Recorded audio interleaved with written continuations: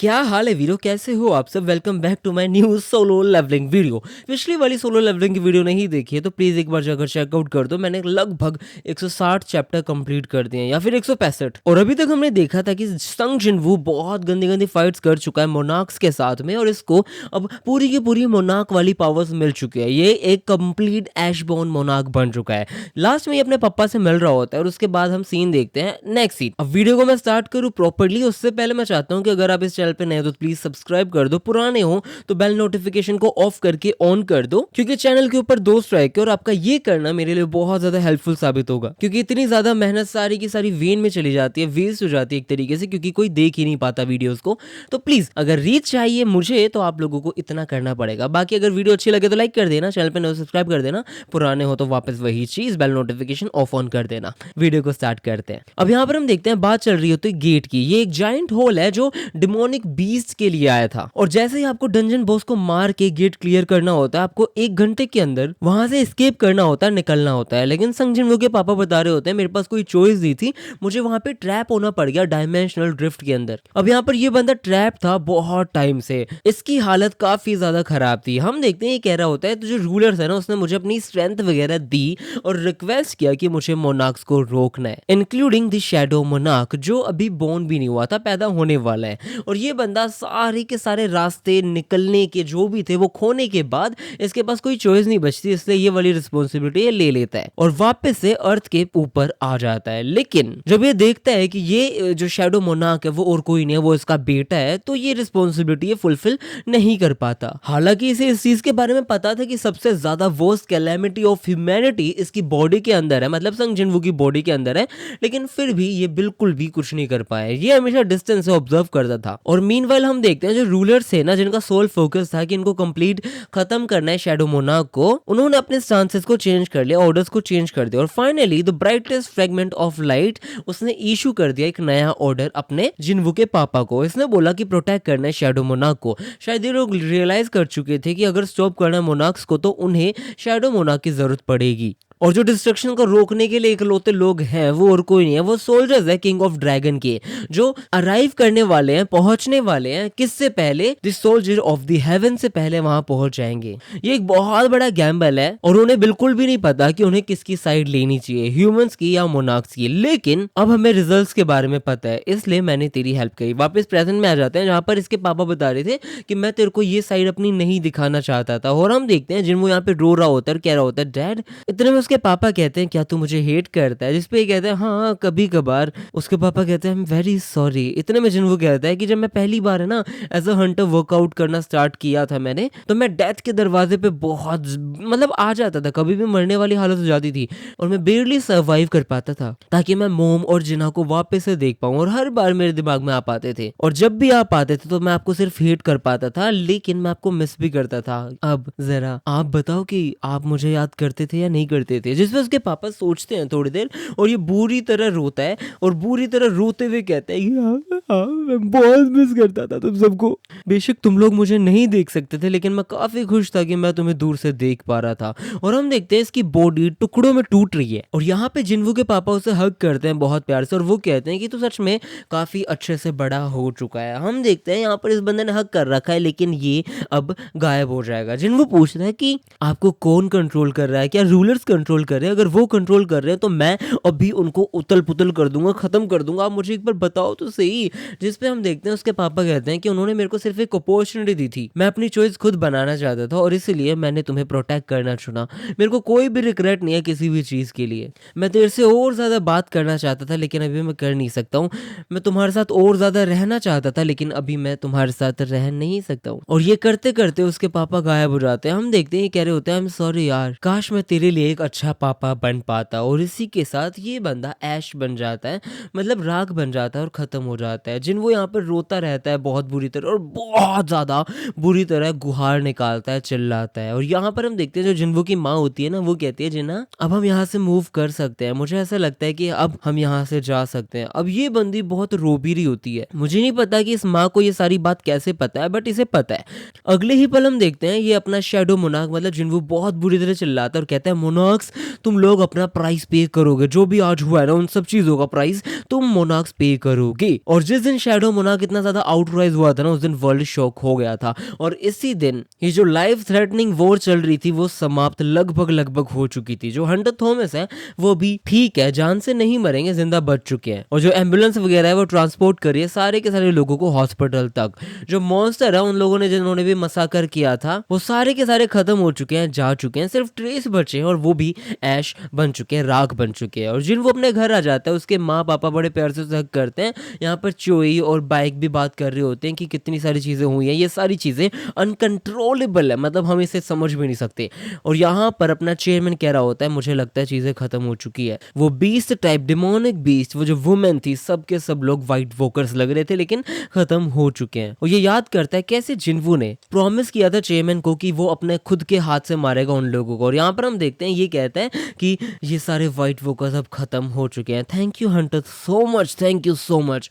और फिर हम देखते हैं यहाँ पर ये बात कर रहा होता है जो हंटर ब्यूरो है ना उसने अनाउंस कर दिया है कि जो मॉन्स्टर अपीयर हुए थे सिटी के अंदर वो अनआइडेंटिफाइबल डिमोनिक बीस्ट थे। जो डैमेज हुआ था वो बहुत ज्यादा ट्रेमेंडस था लेकिन फिर भी चीजें ठीक होंगी। जो ट्रू कैलेमिटी है वो अभी आने वाली है कुछ दिनों के अंदर। यहाँ पर हम बहुत बड़े बड़े गेट्स देख सकते हैं, लिu ज़िगांग को देख सकते हैं और ये कलोसल गेट है। यहाँ पर हम देखते हैं लिu ज़िगांग खुद, इस बंदे ने भी इतना बड़ा गेट कभी नहीं देखा था। और ये कह रहा होता है कि जितने भी हंटर्स यहाँ पे अपीयर हो चुके हैं वो सारे गायब हो चुके हैं। अब यहाँ पर हम देखते हैं यहाँ पर हंटर थॉमस आंद्रे भी है, यहाँ पर वू जिनचोल भी है, संग जिनवू भी है, सब के सब लोग हैं। इतने में पीछे से ये लड़की कह रही होती है कि जिनवू सर मैंने आपको इतना नर्वस कभी भी नहीं देखा। जिनवू बोलता है अच्छा ऐसा है क्या, जिसपे ये सोच रहा होता है कि गेट ओपन होने वाला है और इसमें से पता नहीं क्या निकलेगा। अब यहाँ पर चीजें निकलने लग जाती हैं, सारे के सारे लोग बैटल के लिए प्रिपेयर हो जाते हैं। और हम देखते हैं यहाँ पर एक मैसिव आर्मी है, बहुत ज्यादा डिमोनिक बीस्ट है। और जिनवू इसे देख के शॉक्ड हो जाता है क्योंकि यहाँ पर डिमोनिक बीस्ट की जगह हम देखते हैं शैडो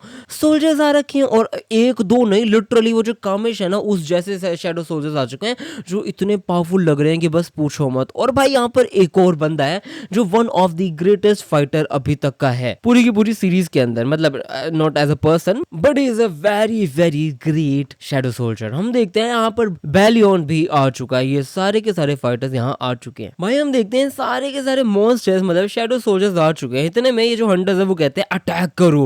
बट हम देखते हैं यहाँ पर ये लोग अटैक चालू करे उससे पहले यहाँ पर एक आवाज आती है कि कोई भी नहीं हिलेगा। हम देखते हैं यहाँ पर सारे के सारे लोग रुक चुके हैं और जिन्हों ने सबको रुकने के लिए बोला है। यहाँ पर हम देखते हैं ये जो भी शैडो सोल्जर्स है ये धीरे धीरे नीचे आ रहे हैं और चोई वगैरह या फिर जितने भी हंटर्स है यही सोच रहे होते हैं कि ये क्या सोच रहे हैं, क्या ये लोग सच में इतने ज्यादा डिमोनिक बीस्ट से लड़ाई करना चाहते हैं और वो भी ये मिड एयर के अंदर है, ये कैसे लड़ने वाले हैं। बट हम देखते हैं जिन्वू इसकी तरफ चल देता है और जैसे ही वो चलता है तो इसके सामने ये बड़ा वाला शैडो मोनार्क शैडो सोल्जर आ चुका है और ये लिटरली उसे देखता है और देखने के बाद अपने घुटने टेक देता है। और हम देखते हैं ये कहता है मैं हूँ ग्रैंड मार्शल बैलियन और ये और कोई नहीं है, ये है ग्रेट मार्शल बैलियन। भाई हम देखते हैं यहाँ पर जितने भी शैडोज थे उन सब ने इसके सामने अपना सर टेक लिया है और यहाँ पर सारी की सारी शैडोज इसको रिस्पेक्टफुली ग्रीट कर रही होती है, अपना लीज बोल रही होती हैं। सारे लोग यहाँ पे शौक थे और वो लोग कह रहे थे ये क्या है। हम देखते हैं हंटर थॉमस आंद्रे कहते हैं तूने देखा ये क्या चल रहा है, मतलब जो एक कामिश है ना वो पूरी की पूरी अर्थ को डिस्ट्रॉय करने की पावर रखता है और यहाँ पर ऐसे 5 है भाई 5।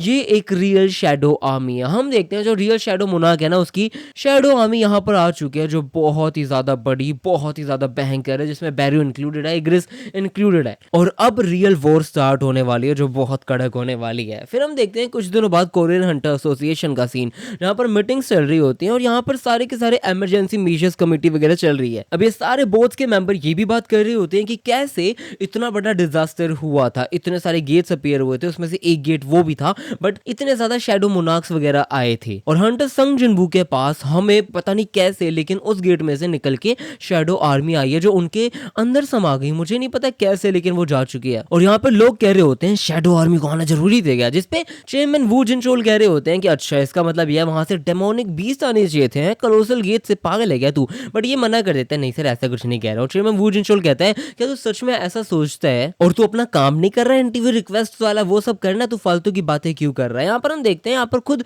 चेयरमैन सोच रहा होता है hundreds of thousands of demonic beast came out of the colossal gate भाई, और वो सारे के सारे संग जिनवू की आर्मी के अंदर ऑब्जर्व हो चुके हैं। मुझे नहीं पता ये आदमी इतना पावरफुल कैसे हो चुका है लेकिन अभी डिसअपियर हो चुका है। और यहाँ पर ये बंदा ये भी कह रहा होता है अगर संग जिनवू को हम कोरिया के लोग ही नहीं समझेंगे तो कौन समझेगा। मेरी बात समझो, वो जहाँ पर भी है वो अपना काम सही से कर रहे हैं, उन्हें डिस्टर्ब करने का हमारा कोई पॉइंट नहीं है और ना ही करना चाहिए। और यहाँ हम देखते हैं भाई जिनवू बहुत बड़ी आर्मी को नीचे बैठा के बैठा है और यहाँ पर बैलियन उससे बात कर रहा होता है। वो कह रहा होता है सर आपने एक प्रैक्टिस रखी है battle between dividing the forces into two. मैंने कभी भी ऐसा नहीं सोचा था, कभी भी ऐसी मिलिट्री ट्रेनिंग नहीं सोची थी। जिनवू बोलता है हाँ क्योंकि ये लोग मर नहीं सकते ना। और यहाँ पर बैरू भी आता है, हम देखते हैं वो कह रहा होता है क्या आप मेरी क्वालिफिकेशन टेस्ट करोगे ग्रैंड मार्शल पोजीशन के लिए। ये कहते हैं कौन सी पोजीशन, चल ठीक है जो भी है आजा टेस्ट करते हैं। अब ये बंदा बैलियन से लड़ने की बात कर रहा होता है और हम देखते हैं बैरू बहुत प्यार से पूछता है as a commander I challenge grand marshal Bellion to a battle. जिन्होंने पूछता है एक battle between two commanders, wow ये तो इंटरेस्टिंग होगा। और फिर यहाँ पे बीरू बहुत जोर से चिल्लाता है और बैलियन अपनी स्वॉर्ड निकाल देता है। लोग लिटरली शॉक्ड हो जाते हैं कि ये क्या स्वॉर्ड है। भाई बरसर्कर याद आ गया था मुझे लिटरली। जिन्हों खुद कह रहा होता है ये इतनी बड़ी स्वॉर्ड है पता नहीं ये कैसे उठाएगा, लेकिन बेरू काफी ज्यादा तेज है और बेरू फुल स्पीड में अटैक कर देता है। और जिन्हों सोच रहा होता है शायद बेरू के पास चांस है, बट हम देखते हैं इसकी जो स्वॉर्ड है ना वो काफी हद तक सांप जैसी है, एक विप जैसी है, हंटर जैसी है, बुरी तरह वो चट्ट दी मारते हैं। और हम देखते हैं बेरू कंफ्यूज ही हो जाता है और फिर बुरी तरह बैलियन उसे तोड़ ताड़ के खत्म करने की कोशिश करता है। हम देखते हैं बेरू को इधर पकड़ लिया उधर पकड़ लिया और चट्टा चट मारता है। जिनको सोच रहा होता है क्या ये सच में इतनी जल्दी खत्म हो चुका है। मुझे नहीं लगा था कि बैरू के अटैक इतनी जल्दी न्यूट्रलाइज हो सकते हैं, लेकिन सच में हो चुके हैं। बैलियन के जो रिफ्लेक्सेस है वो सच में बियॉन्ड है जो मैंने एक्सपेक्ट किया था। भाई बैरू खत्म हो चुका है। सारी की सारी जितनी भी स्ट्राइक्स है ना वो इतनी ज्यादा पावरफुल है कि बस पूछो मत। ये चीज इतनी ज्यादा पावरफुल है कि ये लिटरली अर्थ को डिस्ट्रॉय कर सकती है। मतलब सच में ग्रैंड मार्शल का जो टाइटल है वो काफी बड़ा है, लेकिन फिर भी उसे अपना गार्ड डाउन नहीं करना चाहिए क्योंकि जो बैरू है ना उसकी ग्रेटेस्ट स्ट्रेंथ है एक इंसेंक्ट वाली टेनेसिटी। मतलब ये बंदा कुछ तो ट्राई करेगा और बैरू उसके ऊपर अटैक करता है बहुत गंदी तरह। अब यहाँ पर हम नेक्स्ट सीन देखते हैं, ये बीजिंग इंटरनेशनल एयरपोर्ट का सीन है जहाँ पर लियू ज़ेगांग है और हम देखते हैं यहाँ पर ये साउथ कोरिया की हेल्प करने के लिए आए वगैरह थे। और यहाँ पे जो रिपोर्टर्स है ना वो कह रहे होते हैं कि बहुत सारे लोगों ने आपकी तारीफ करी है, लेकिन फिर भी एज अ चाइनीज पीपल मुझे नहीं लगता कि साउथ कोरिया की हमें कोई हेल्प करने की जरूरत थी। आपने ऐसी हेल्प क्यों करी है जरा मुझे बताओगे। जिसपे लियू ज़ेगांग पूछता है ये बुलशिट कौन बकवास कर रहा है मुझे जरा बताओगे। रिपोर्टर कहते हैं पार्डन क्या कह रहे हो सरकार आप। जिसपे लियू ज़ेगांग कहता है कि जो भी ऐसी बात कर रहे हैं उन सबके पास दिमाग है या नहीं है, वो समझ नहीं सकते कि क्या सिचुएशन है, वो मैप्स पढ़ नहीं सकते क्या, तुम्हें पता नहीं है कि साउथ कोरिया से सीधा थोड़ी सी दूर कौन सी कंट्री है, ये हमारी कंट्री है। अगर तुम स्टूपिड नहीं हो तो तुम्हें सबको पता होगा ये हमारी कंट्री है। आई लियू ज़ेगांग मैं इतना कॉन्फिडेंट नहीं हूं कि मैं इन सारे के सारे डिमोनिक बीस्ट को अकेले ले पाऊं लड़ पाऊं। और अगर हंटर संग जिनवू इस चीज में फेल हो जाता है तो भाई कोई भी इसमें पास नहीं हो सकता, इसलिए मैं उन्हें असिस्ट करने गया था। अगर किसी को भी इस चीज से प्रॉब्लम है तो सीधा मेरे से बात करे या फिर सीधा डिमोनिक बीस्ट को फेस कर ले, मैंने कुछ गलत नहीं बोला। इतने में हम देखते हैं लियू ज़ेगांग शॉक्ड हो जाता है क्योंकि यहाँ पर एक बहुत बड़ा कलोसल गेट खुल जाता है। नेक्स्ट सीन में यहाँ पर एक अजीब सा डिमोनिक बीस्ट और वो किसी से कुछ कह रहा था और वहां से आवाज आती है अच्छा ऐसी बात है तो जो शैडो मोनार्क है उसने हमारे अगेंस्ट टर्न कर लिया है, चलो ठीक है इन चीजों को मैं संभाल लूंगा, तुम लोग और कुछ भी मत करो, हमें और लॉस नहीं चाहिए हमारी फोर्सेस के अंदर। My soldiers prepare for battle. अब ये जो भी है बहुत ही ज्यादा मोस्ट प्रोबेबली ये the king of the dragons है, बहुत ज्यादा भयंकर लग रहा है शक्ल से तो कम से कम। और फिर से सीन चेंज हो जाता है और हम देखते हैं यहाँ पर बीरू बहुत बुरी तरह लड़ रहा होता है बैलियन से, लेकिन बैलियन इसे तोड़ ताड़ के खत्म कर चुका है। बैरू खत्म हो चुका है, बैरू का कुछ नहीं हो सकता। यहाँ पर बैरू रो रहा होता है कि माय लीज मैं अभी भी फाइट कर सकता हूँ प्लीज माय लीज। इतने में हम देखते हैं यहाँ पर जिन्हों पूछता है बैरू तो इतना ऑब्सेस्ड क्यों है ग्रैंड मार्शल बनने के लिए, जिसपे ये कहता है कि मेरे को ग्रैंड मार्शल बनना है ताकि मैं आपके साइड में खड़ा हो पाऊँ। जिन्हों बोलता है तो इसके लिए तो एक काम कर सकता है, तू मेरे लेफ्ट में खड़ा हो सकता है, बैलियन अपने राइट में खड़ा हो सकता है। और ये रो ही देता है कि ये थैंक यू सो मच इतना बड़ा फेवर के लिए। इतने में हम देखते हैं पीछे से इग्रिस कहता है माय लीज प्लीज मुझे भी चांस दे दीजिए ताकि मैं भी चैलेंज कर पाऊँ। इतने में जिन्वू कहता है कि तू मेरे पीछे खड़ा हो सकता है, कोई टेंशन वाली बात नहीं है। और यहाँ पर ये कहता है क्या बात है, ये हुई ना बात। सारे लोग शौक थे कि ये क्या चल रहा है। हम देखते हैं यहाँ पर ये जो ड्रैगन वगैरह ना ये भी अलग लेवल पे ही कंपटीशन टाइप कर रहे हैं। यहाँ पर जितने भी कमिश लेवल के ड्रैगन है उन सब ने आग निकाली है मुंह से और बुरी तरह यहाँ पर एक बड़ा सा धमाका कर देते हैं। और साइड में जो मैजिक बीस्ट है ना वो सारे क्या करते हैं अपने हाथ में जो मार्बल ऑफ ग्रीड रख रखा है ना इस चीज से सीधा हवा के ऊपर एक बहुत बुरी तरह गरम गरम फुवारा फेंक देते हैं। लिटरली ऐसा लगा लावा निकल गया। सारे के सारे जितने भी शैडो मोनार्क मोनार्क्स थे ना, अरे यार शैडो मोनार्क बार-बार निकल जाता है, आई एम सॉरी। जितने भी शैडो सोल्जर्स थे ये कमिश वाले लेवल वाले, ड्रैगन वाले, वो सारे बिल्कुल मुँह फोपड़ा सा बना के बैठ जाते हैं और मैजिक वाला कहते हैं ही हा हा हा। जिन्वो कह रहा होता है ये चीटिंग नहीं है, ये बंदा मार्बल ऑफ ग्रीड लेके खड़ा था, मतलब चीटिंग हो सकती है ना ये तो। फिर जिन्वो पूछता है ये लोग कर क्या रहे हैं, बेलिन बताता है कि ये एक स्मॉल प्लेस बना रहे हैं हम लोगों के लिए रहने के लिए, ताकि आप कंफर्टेबली रेस्ट कर पाओ माय लीच। जिसपे वो पूछता है कि बैरू ने ऑर्डर किया था इस चीज के लिए, बट बेलिन बताता है कि माय लीच ऐसा कुछ भी नहीं है, या फिर है, लेकिन मेरे पास एक क्वेश्चन है कि आप अपने सोल्जर्स को वापस शैडो के अंदर क्यों नहीं बुला रहे हो।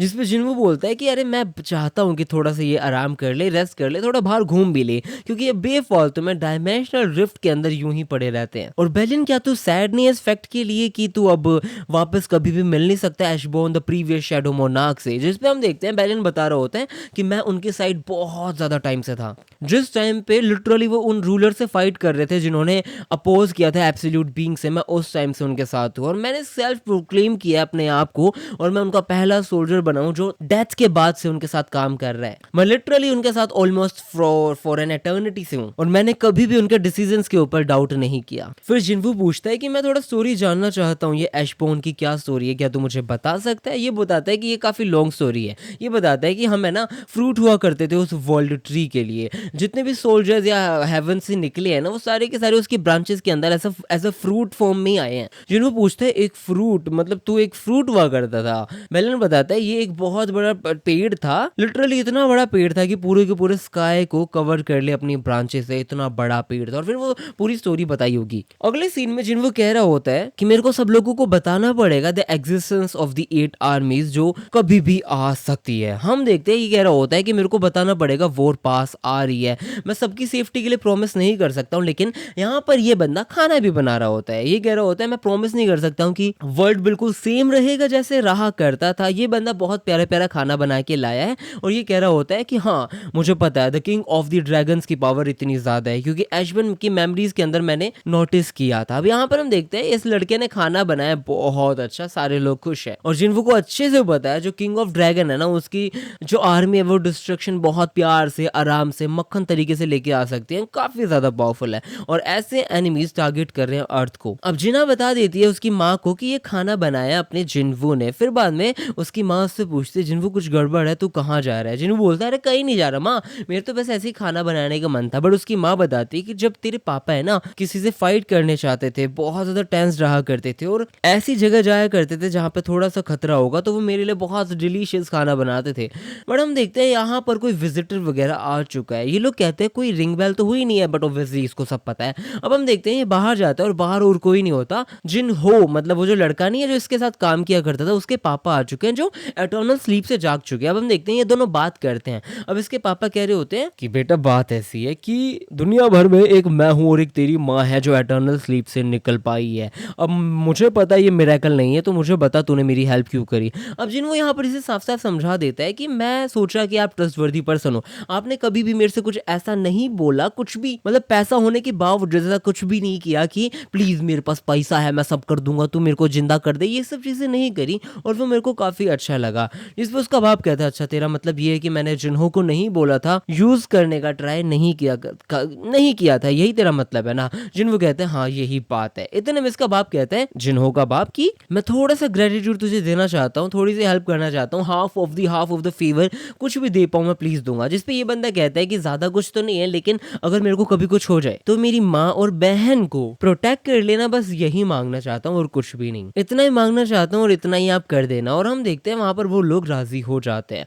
अब यहाँ पर वो जेंशुअल बात कर रहा होता है कि यहाँ पर गेट है संघाई के अंदर, चाइना के अंदर वो खुल चुका है और सिर्फ चाइना के अंदर नहीं 8 कोलोसल गेट्स अपीयर हो चुके हैं all over the world. Hunter नीम आप क्या सोच रहे हो जरा बताओगे। बट हम देखते हैं यहाँ पर जिन्वो कहते हैं कि नहीं अभी वो लोग यहाँ नहीं आए हैं। ये कहते हैं ये मतलब ये आपकी आर्मी नहीं है। जिन्वो कहते हैं नहीं ये हमारे एनिमीज का गेट है, मैं पक्का बता रहा हूँ। हम देखते हैं जिन्वो कह रहा होता है चेयरमैन क्या आप मुझ पर ट्रस्ट करते हो। और फिर ये बंदा इसके सर पे ऐसे टैप करता है और उसको पूरी की पूरी जो मेमोरीज इसने किंग ऑफ एशबोर्न से देखी थी वो पूरी इसे दिखा देता है। और हम देखते हैं लिटरली ये सब कुछ देख के पागल सा हो जाता है, बुरी तरह चिल्लाता है कि हाँ इम्पॉसिबल, ये कैसे हो सकता है। कि क्योंकि मैं हमेशा ये सोचा करता था जो गॉड्स है ना उन्होंने गिफ्ट किया है special power to a small number of humanity को, और इसलिए मुझे ऐसा लगता था कि हमें प्रोटेक्ट करना चाहिए ह्यूमैनिटी को bye fighting against the demonic beast. लेकिन जो सब मैंने देखा अगर उन सब चीजों पर मैं भरोसा करूं तब तो मेरे थॉट्स वगैरह कुछ भी नहीं है, सिर्फ एक हॉटीनेस है, बकवास है, कुछ नहीं है। मैं सब कुछ मिसअंडरस्टैंड कर रहा था, सब कुछ।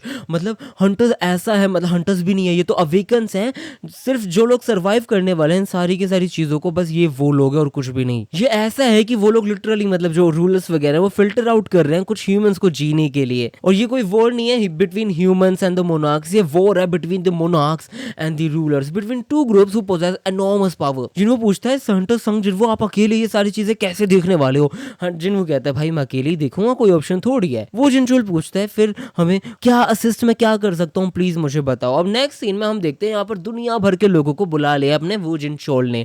अब यहाँ पर सारे के सारे लोग आ चुके हैं सिर्फ एक बात करने के लिए कि जिन वो इन्हें क्या बताना चाहता है। वो जिनचोल को पता है द आर्मी ऑफ ड्रैगन्स कितनी ज्यादा भयंकर है, वो सब कुछ खत्म कर सकती है, इसने फेल्ट कर लिया है एक बार। और हम देखते हैं यहाँ पर ये बंदा फोन करता है जिन्वू को, बोलता है आप कहाँ हो, आ जाओ। इतने में ये बंदा इसके पीछे अराइव हो भी जाता है, प्रकट हो भी जाता है। फिर हम देखते हैं वो जिनचोल कहता है मतलब आपकी लोकेशन पूछना भी मीनिंगलेस ही है, चलो जो भी है, चलो आप बात कर सकते हो, आप बात कर लो। हम देखते हैं यहाँ पर जिन वो इनसे बात करने आया हुआ है और वो जिनचोल कह रहा होता है अगर सच में ये सारी चीजें होने वाली है, दुनिया को ये सब पता चलने वाला है, तो अब कियोस होने वाला है तगड़ा वाला। अब सीन शिफ्ट हो जाता है और हम देखते हैं यहाँ पर ये यूएस वाला एक हंटर ही है, काइंड ऑफ हंटर एसोसिएशन का।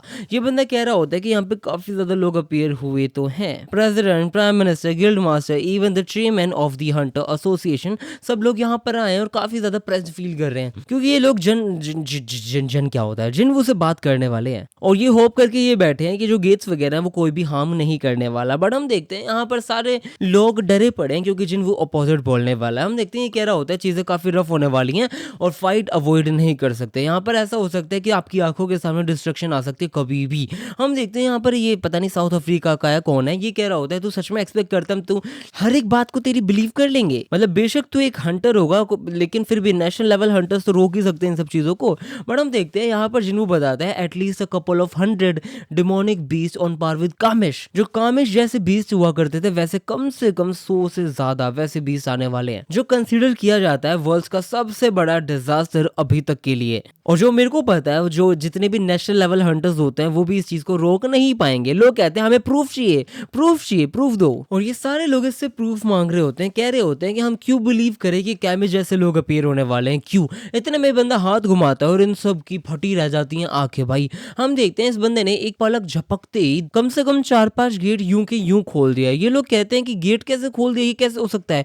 क्या तू भी उन लोगों में से एक तो नहीं है हंटर संघ जिन्होंने कैसे क्रिएट कर दिया ये सब चीजें? बट जिन वो बताता है कि जो हमारे एनिमी है ना वो कभी भी क्रिएट कर सकते हैं गेट्स, कहीं पे भी कभी भी जैसा वो विश करते हैं। बस वो अभी तक कर नहीं रहे थे क्योंकि वो अपनी मैसिव साइज ऑफ आर्मी को कैसे निकाल के लाएंगे, बस यही सोच रहे थे अभी तक। बट यहाँ पर लोग बहुत तरह तरह की बातें कर रहे होते हैं, कह रहे होते हैं शायद संग जिन्वू भी इनमें से एक हो सकता है, कुछ भी हो सकता है ना। जो सोल्जर्स वो लेके आए हैं थोड़े दिन पहले उस गेट में से निकला था, वो सारे के सारे हमको मारने के लिए लाए हो क्या? बट हम देखते हैं ये कहते हैं एक्चुअली हम आप पे ट्रस्ट करते हैं लेकिन फिर भी ये हम देखते हैं दूसरा जो हंटर्स है ना वो पूछते हैं लेकिन हमें क्या करना चाहिए ये तो बता दो। जिन्वू बोलता है प्लीज इन गेट से दूर रहो, जितना दूर हो सकता है उतना दूर रहो इन गेट से। अब जो कुछ भी अपने संग जिन्वू ने बोला था उसका मैसिव रिपल इफेक्ट हुआ। हम देखते हैं सारे लोग भागने की कोशिश करते हैं, सब होता है। और यहाँ पर एक अलग तरीके का एक कैसल टाइप बना दिया जो बहुत सुंदर भी लग रहा होता है। हम देखते हैं यहाँ पर अपना जिन्वू सोच रहा होता है जो ग्रेटेस्ट एडवांटेज है शैडो आर्मी की वो ये है उनकी लॉयल्टी, जो अपने मास्टर को इनकी खुद की लाइफ से पहले रखती है। जो उनका एडवांटेज है ना और प्लस डिसएडवांटेज है, ये ऐसा है कि एक सिक्के के दो पहलू, और एनिमीज कुछ भी करेंगे इनको होल्ड करने के लिए। और फिर यहाँ पर पीछे अपना इग्रिस कह रहा होता है कि माय लीज हमारा कोई भी चांस नहीं है अगर हम एक ऑल आउट वॉर में जाते हैं तो। जिन्हों पूछता है क्या लगता है हमारी आर्मी कितनी ज्यादा छोटी या बड़ी है कंपेयर टू देम। और यहाँ पर हम देखते हैं दो ये शेडोज हैं जिनको सर के सहारे लिटा रखा है, बैठा रखा है।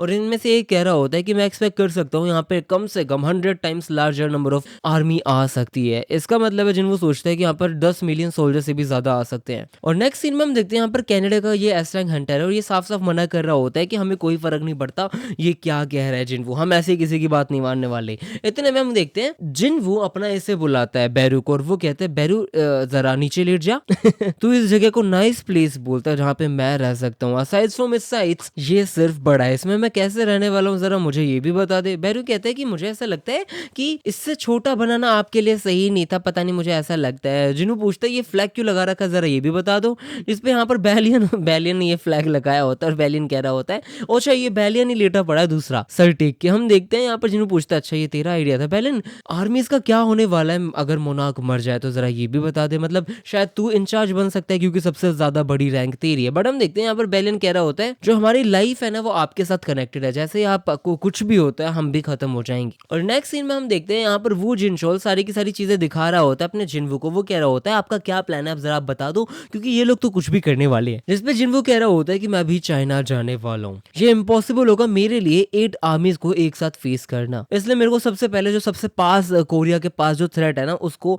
अपनी फैमिली से दूर रखना पड़ेगा, बचा के रखना पड़ेगा अपनी फैमिली को। और एक बार उस वाले गेट को खत्म कर दूंगा फिर बाकी मोनार्क्स को भी मैं धीरे धीरे देख लूंगा। जितनी ज्यादा बैटल लॉन्ग होगी उतना ज्यादा मेरे पास जीतने का चांस होगा क्योंकि मेरे पास और भी ज्यादा शैडो आर्मी हो जाएगी। और नेक्स्ट सीन में संग जिन्वू पहुंच चुका है चाइना। हम देखते जिन्वू कह रहा होता है मुझे लग रहा था गवर्नमेंट आएगी बट लियू जिगांग खुद आए हैं। वाओ, लियू जिगांग जिस पे कह रहे होते हैं कि अरे हाँ वो लोग पता नहीं कुछ स्टूपिड प्लकार्ड्स वगैरह कर रहे हैं इसलिए मैं आपको खुद ग्रीट करने आ चुका हूँ। हम देखते हैं यहाँ पर ये बहुत ही बड़ा गेट है। लियू जिगांग बताता है कि यही वो कोलोसल गेट है जो रिसेंटली यहाँ पर अपीयर हुआ है और ये सारे के सारे हंटर्स हैं जो हमारे पास है। लगभग 100,000 हंटर्स आर्मी ऑफ चाइना है, ये बहुत ज्यादा नंबर ऑफ हंटर्स हैं। हम देखते हैं जिनको कहते हैं फिर तो शायद चांस हो सकता है। इतने में लियू जिगांग कह रहा होता है ये हमारे एलाइट आर्मी है, हमारे पास सिर्फ और सिर्फ एलाइट आर्मी नहीं है, हमारे पास बहुत ज्यादा नंबर्स भी हैं और स्किल्ड फाइटर्स भी है और मैं बस अभी स्टार्ट करने वाला हूँ। इतने में जिन्वू अपनी आर्मी को कंफोर्ट करने को कहता है, मतलब बाहर निकलने को कहता है और सारी आर्मी बाहर निकल जाती है। इसे देख के लियू जिगांग की फट जाती है, वो कहता है ये क्या है यार, और वो जो चीज स्काई में है वो अगर यहाँ आ जाए तो दिक्कत हो जाएगी। इतने में बैरू कहते ओए तू कौन है रे, मेरे बॉस के लेफ्ट साइड कैसे खड़ा है, मेरी जगह है। इतने में जिन्वू कहते हो चुप कर वो हमारी साइड है। फिर हम देखते हैं लियू जिगांग कह रहा होता है ये बात भी कर सकता है, कितनी अच्छी बात है। और यहाँ पर ये गेट खुल रहा होता है। हम देखते हैं यहाँ पर गेट खुलना स्टार्ट हो चुका है, सारे लोग अजीब तरीके की चीजें फील कर पा रहे होते हैं। बैलियन कह रहा होता है इट्स स्ट्रेंज, मेरे को कोई प्रेजेंस वगैरह फील नहीं हो रही होती है। अब यहाँ पर जिन्वू कहता है मुझे क्या कह रहा है, और बाकी के लोकेशन वगैरह में अब यहाँ पर जितने भी गेट्स है ना आसपास वहां पर कहीं पे भी कोई भी प्रेजेंस फील नहीं हो रही थी। जिसपे जिन्वू बिल्कुल शॉक्ड हो जाता है और कहते हैं ये पक्का मेरी गलती है, मुझे ऐसा लगता था कि इन लोगों ने ये डिफरेंट गेट्स जो खोल रखे हैं ना वो पूरे के पूरे अपने आर्मी को डिवाइड करने के लिए खोल रखे हैं और अब शायद ऐसा हो सकता है कि इन लोगों ने पक्का अपनी सारी फोर्सेस एक गेट के अंदर से निकालने की सोची, वो भी मेर से सबसे ज्यादा दूर। और यहाँ पर हम देखते हैं जहाँ पर ये जैक करके जो भी हंटर था ये कनाडा वाला, ये बंदा कह रहा होता है हम सुनेंगे संग जिन्वू की हट बे। अब यहाँ पर बहुत सारे हंटर्स है जो सुनना ही नहीं चाहते, ये कह रहे होते हैं हम अपने देश से नहीं जाएंगे। बट यहाँ पर गेट खुलता है और गेट खुलता है तो लोग कहते हैं इसमें से तो बड़ा मॉन्स्टर निकलना चाहिए था, ये क्या है, ये तो सिर्फ छोटा सा कुछ है। अब यहाँ पर हम देखते हैं कहते हैं ये ह्यूमन बीइंग यहाँ क्या कर रहा है, यहाँ पर एक ह्यूमन बीइंग निकल चुका है, इन्हें ऐसा लग रहा है। ये कहता है ह्यूमन, ये तो एक पर्सन है यार। और हम देखते हैं यहाँ पर the king of the dragons आ चुका है। ये बंदा काफी ज्यादा स्टड लग रहा था, काफी तगड़ा लग रखा होता है। हम देखते हैं यहाँ के सीधा पूछते हैं क्या तू किंग है इस जगह का, जिसपे ये बंदा कहता है ये कोई डिमोनिक बीस्ट नहीं है, ये बात कैसे कर पा रहा है। अब ये लोग समझाते हैं कि जो डिमोनिक बीस्ट है ना उनके अंदर इंटेलिजेंस है, बस वो अभी तक बात करना चाहते नहीं थे, अदरवाइज वो ह्यूमंस की तरह बात कर सकते हैं। बट ये बंदा कहता है कि कम्युनिकेट कर सकते हैं, इसका मतलब ये है संग जिन्वू के पास जितने भी सोल्जर आए हैं वो सारे के सारे ऐसे ही बात बूत कर के आए हैं, मेरे को समझ आ चुका है। इतने में ही कहते हैं हाँ मैं अगर किंग हूं तो क्या कर लेगा। ये बंदा कहता है ओ ये यहाँ पर नहीं है, किंग यहाँ पर नहीं है। उसके बाद वहां पर डार के ढूंढ के चल रही है। बट नेक्स्ट सीन में हम देखते हैं जिन्वू कहते हैं एक मिनट रुक जाओ, मैं एडम वाइट से फोन करके पूछता हूँ। अब एडम वाइट को ये बंदा फोन करता है और फोन करके पता चलता है एडम वाइट के पास बहुत ज्यादा भगदड़ मच रही है कि हम नहीं निकलेंगे, हम नहीं निकलेंगे। और एडम वाइट बता रहा होता है कि कनाडा के अंदर जो सिचुएशन है काफी अजीब चल रखी होती है, एनिमीज की आर्मी वगैरह ऐसा कुछ भी नहीं आया है, सब ठीक चल रहा है। इतने में हम देखते हैं एडम वाइट कहते हैं चीजें अजीब हो चुकी है, ये क्या है, एक पर्सन कैसे निकल गया है। जिन्वू कहता है आदमी, ओए एडम वहां से भाग जा, जितना दूर हो सकता है वहां से भाग जा। बट हम देखते हैं पलक झपकते ही उस आदमी ने इन सारे हंटर्स को आग से राख कर दिया, खत्म कर दिया है। जिन्वू कह रहा था भाग जा, लेकिन ये बंदा नहीं भाग रहा होता, ये अपनी ज्ञान पट्टी कर रहा होता है और बता रहा होता है क्या क्या। और जिन्वू सोच रहा होता है कम से कम मैं एडम वाइट को तो बचा ही सकता हूँ, जो शैडो उसके पास है उससे। अब यहाँ पर शैडो एडम वाइट को बचाने की कोशिश करता है, बट हम देखते हैं इसके सामने the king of the dragons आ चुका और वो कहता है शैडो कहाँ जा रहा है, और इसको खत्म कर देता है, राख बना देता है। भाई लिटरली हमने देखा है कि एडम को राख बना दिया, इसने मुंह से आग निकाली और दोनों को खत्म कर दिया एक साथ। जिन्वू सब सुन लेता है, सब समझ जाता है और ये कह रहा होता है यार ये मेरे को एक्सपेक्ट कर देना चाहिए था, क्योंकि इन लोगों को पता है कि ये मेरे शैडो के अगेंस्ट है है तो ये जल्दी से जल्दी इस फाइट को खत्म करना चाहेंगे। जो मेरे ओपोनेंट है वो मिनिमाइज कर देंगे नंबर्स को और फोकस करने वाले एंटायर फोर्सेस के ऊपर जो सिंगल लोकेशन पे आने वाली है। उन्होंने 8 गेट्स ही ओपन किए थे एज एन ओरिजिनल प्लान, लेकिन फिर बाद में इन्होंने अपनी एंटायर आर्मी को अपने एक जगह पर खोल दिया जो मेरे से सबसे दूर था। ये सब बहुत ही गंदी मिस्टेक हो चुकी है यार, मैं ऑल आउट वॉर के अंदर हार जाऊंगा, मेरा प्लान खत्म हो चुका है। लियो जिंग पूछता है हंटर संग जिनवू क्या हो रहा है। इतने में हम देखते हैं ये बताता है हंटर कनाडा के अंदर चीजें खराब चल रही है। अब यहाँ पर द किंग ऑफ ड्रैगन्स सबको खत्म कर रहा होता है, कह रहा होता है ये जो साउंड है ना लोगों के मरने की, चीखने की, चिल्लाने की, इससे मुझे मजा आ रहा है। डिस्ट्रॉय एवरीथिंग, हम इसी चीज के लिए एग्जिस्टेंस में है, हमें यही खत्म करना है। द एमिजरीज ऑफ गॉड प्रोटेक्ट करता है, बैलेंस बना के रखता है, और जो सॉवरेन्स है वो खत्म करते हैं, डिस्ट्रॉय करते हैं। ये चीज एब्सोल्यूट बीइंग ने बनाई थी, क्यों बनाई थी घंटा पता नहीं। और अब नेक्स्ट सीन में हम देखते हैं यहाँ पर ये यूएस वाला आदमी है जो दारू पी पी के बैठा और ये सोच रहा होता है अब सब खत्म, कुछ फायदा नहीं हो सकता। लेकिन इससे मिलने जिन्वो आया होता है और वो इससे सीधे से बोलता है कि मुझे चाहिए रियून स्टोन कामेश वाला। ये पूछता है अरे ऐसा कुछ नहीं है, मेरे को हंटर एसोसिएशन से बात करनी। नहीं नहीं नहीं, मैं नशे में हूँ, शायद मैं दे दूंगा, आपको दे दूंगा, लेकिन आप उसका करोगे क्या। ये कहता है कि मैं एक काउंटर अटैक यूज करने के लिए यूज करूंगा।